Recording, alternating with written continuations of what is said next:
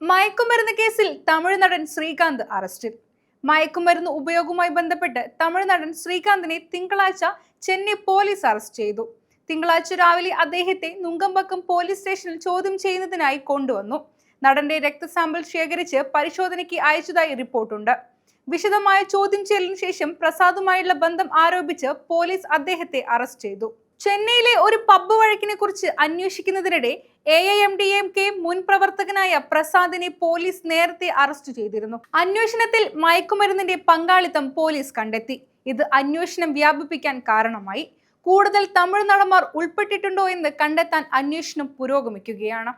തമിഴ്, തെലുങ്ക് സിനിമകളിൽ അഭിനയിച്ചിട്ടുള്ള ഒരു നടനാണ് ശ്രീകാന്ത്. തെലുങ്ക് സിനിമകളിൽ ശ്രീറാം എന്ന പേരിലാണ് അദ്ദേഹം അറിയപ്പെടുന്നത്. 2002 പുറത്തിറങ്ങിയ റോജാക്കൂട്ടം എന്ന തമിഴ് ചിത്രത്തിലൂടെയാണ് നടൻ അരങ്ങേറ്റം കുറിച്ചത്.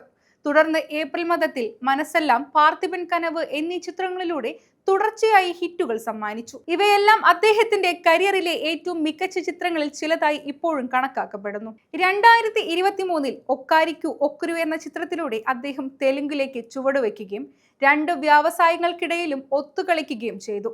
ബോസ്, കനാകണ്ടേൻ, ആടവാരി, മാതളയ്ക്ക് അർത്ഥലു, വേരലു, പൂ നൻപൻ, കോഫി വിത്ത് കാതൽ എന്നിവയും അദ്ദേഹത്തിന്റെ ശ്രദ്ധേയമായ ചില ചിത്രങ്ങളാണ്.